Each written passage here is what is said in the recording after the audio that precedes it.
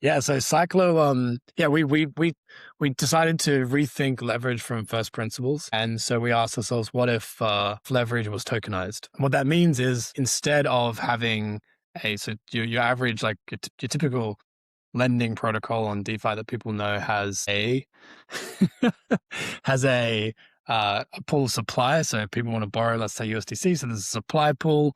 People deposit collateral. They take the supply. They then pay the lenders at interest. And if the value of their loan it drops below the collateral value, then they get liquidated. We all know that story. So we do a little bit differently. So first of all, I'll explain the basic mechanism, and then I'll explain like some of the ramifications of that mechanism. So at its core, it's very, very simple. Cyclo is an immutable smart contract. You take a token of collateral, so let's say a Bitcoin, and you deposit into the smart contract, and the smart contract uses an oracle to value your collateral in USD, and then it mints you a new token. So this may like sort of sound familiar to the original MakerDAO vaults.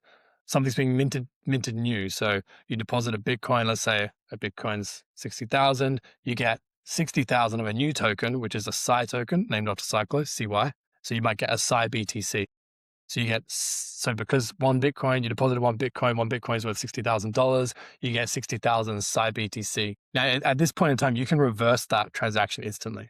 So you could just take your 60,000 CyBTC and you could burn them, destroy them, and the smart contract, the Cyclo contract, will release your collateral back to you. But that would be very interesting because nothing's happened. So what you do is you take that 60,000 CyBTC and you sell it on the market.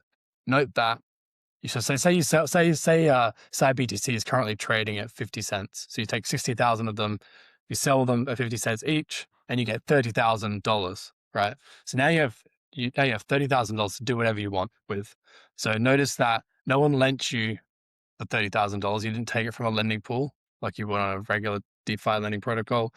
You just sold a token on the market. That's where we're starting to get at tokenized leverage. So now you take that 30,000 and you go do something with it. Let's say you could either be a degen and put it on all on a shitcoin, or you could do something else. You could buy a property and start earning rent on the property from that 30,000 or something. But at some point you want to unwind your position. So you want to get back your Bitcoin because time has passed and either the Bitcoin is now worth even more, or you just want to get it back to use for something else, or you just want to unwind the position. So you now need to get exactly the same amount of CyBTC that you originally minted. So to get your Bitcoin back, you need to get 60,000 CyBTC, no matter what the price of Bitcoin is now. So if all that matters is the price of Bitcoin when you originally minted the CyBTC, not the price of Bitcoin now. However, the price of CyBTC may have changed. So let's say CyBTC is now worth 55 cents. Okay, so it's going to cost you a little bit more than the $30,000 you got when you sold it to get it back, to unwind. But also CyBTC could have gone down. So if it went down, that's great, because now you pay less to get your collateral back than the leverage that you originally got when you deposited the first time. But either way, let's say you buy back the 60,000, you can get your Bitcoin back and you've unwound your position. So that's fairly simple. It sounds like maybe I made it sound complicated, but if you think about it, it's pretty simple. What gets interesting is all of the mechanics and market mechanics that start to come into play with this simple primitive.